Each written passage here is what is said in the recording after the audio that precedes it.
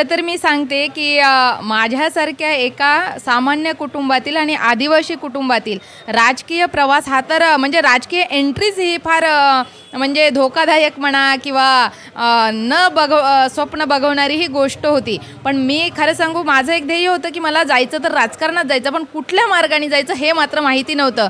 पण म्हणतात ना की एक स्वप्न आपण उराशी बाळगलं आणि ती जिद्द केली की ते पूर्ण होतं. आणि माझ्या बाबतीत असंच झालं. मला तर यायचं होतं राजकारणात, पण मला मार्ग माहिती नव्हता. पण 2012मध्ये आमचा विधानसभा क्षेत्र हा आदिवासी जिल्हा परिषदेसाठी आदिवासी महिला जिल्हा परिषदेसाठी राखीव झाला. आणि कदाचित देवाने आणि सुधीर भाऊंची आणि माझी भेट घडवायची असेल आणि म्हणून हे क्षेत्र आदिवासी महिला राखीव झालं. आणि मी तेव्हा 22 वर्षाचं माझं वय होतं.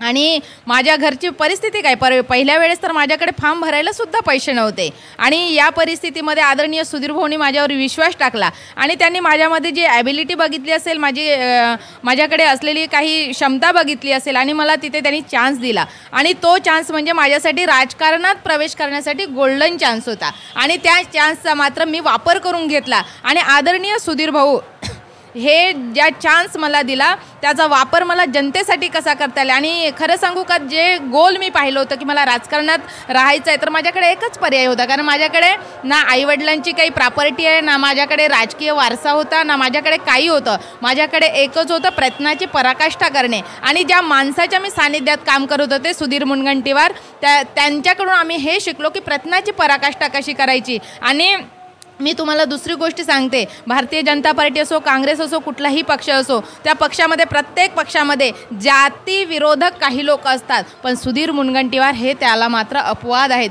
यांनी कधीच जातीभेद, धर्मभेद, आर्थिक असं कधीच रंगपात, जात, धर्म याच्या पलीकडचे सुधीर भाऊ आहेत. आणि त्यांनी माझ्यामध्ये जी क्षमता पाहिली ना, मी भारतीय जनता पार्टीमध्ये प्रवेश केल्यावर आदिवासी म्हणून कधी काम त्यांनी मला दिलं नाही. मला त्यांनी भारतीय जनता पार्टी महिला मोर्चाच्या मेन बॉडीत त्यांनी मला नेहमी पदं दिली आणि मला काम करण्याची संधी दिली. आणि म्हणून मी तुम्हाला सांगते की भारतीय जनता पार्टीकडे लोकांचा बघण्याचा जो दृष्टिकोन आहे की भारतीय जनता पार्टी जातीच्या विरोधात आहे, भारतीय जनता पार्टी धर्माच्या विरोधात आहे, भारतीय जनता पार्टी फक्त माणुसकी नसलेल्या माणसांच्या विरोधात आहे. आणि म्हणून मी तुम्हाला सांगते की माझा प्रवेश इतका म्हणजे प्रवास इतका खडतर, कारण माझ्याकडे आर्थिक बॅकग्राऊंड काहीच नाही, माझ्याकडे राजकीय बॅकग्राऊंड काहीच नाही. माझ्या घरून म्हणजे आजही तुम्ही बघाल तर माझ्या व्यतिरिक्त ना माझ्या आईने माझं ऑफिस पाहिलं, ना माझ्या भावाने माझं ऑफिस पाहिलं, ना त्यांनी कधी एक शब्दही सुधीर भाऊंशी कधी बोलले. म्हणजे माझ्या घरी आजही शिक्षणाचं दारिद्र्य तेवढंच आहे. मी जे शिकले ना, ती माझ्या घरातली, माझ्या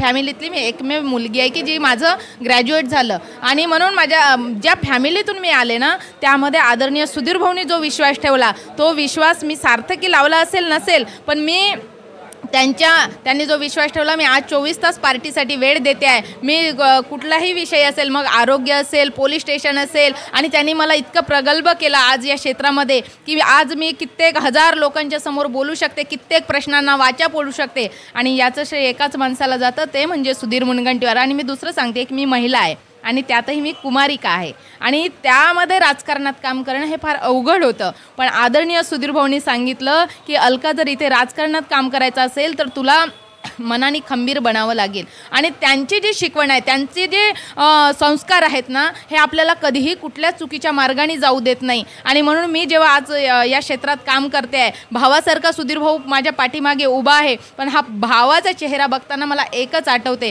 की शेवटच्या माणसाचं काम करायचं आहे. आणि म्हणून मी आदिवासी कुटुंबातली असली, माझ्याकडे आज आर्थिक काहीही नसलं, मला राजकीय पाठबळ जरी नसलं तरी एकच गॉडफादर आहे, ते म्हणजे सुधीर मुनगंटीवार. आणि म्हणून आज मी प्रदेश महिला मोर्चाची महामंत्री आहे. मी तुम्हाला खरं तर सांगते, माझा राजकीय प्रवास, मला गावचं सरपंच बनायचं होतं, पण मला देवाने काहीतरी वेगळं लिहिलं. मी डायरेक्ट जिल्हा परिषदेची सदस्य झाली, नंतर मी पंचायत समितीची सभापती झाली, मी भारतीय जनता पार्टी महिला मोर्चा जिल्ह्याची महामंत्री होते, मी भारतीय जनता पार्टी महिला मोर्चा जिल्हा अध्यक्ष होते. आणि आता सुधीर भाऊने मला राज्याचं काम करण्याचं नेतृत्व दिलं. आणि आज मी आदरणीय चित्रताई वाघ या आमच्या प्रदेशाध्यक्ष आहे, मी त्यांच्यासोबत महिला मोर्चाचं काम करते आणि महिलांच्या प्रश्नांना वाचा फोडण्यासाठी. आणि आदरणीय सुधीर भाऊ, तुम्हाला माहितीच आहे, कधी ते कुठल्या गोष्टीला नाही म्हणत नाहीत. मग इकडे महिलांना रोजगार द्यायचा असेल, कधी कुणावर अन्याय अत्याचार झाला त्याच्यासाठी वाचा फोडायची असेल तर भाऊ हे नेहमी आमच्या पाठीमागे उभे असतात. आणि असा नेता जर असताना मी जर आता काम करू शकले नाही तर मी कधीच काम करू शकत नाही.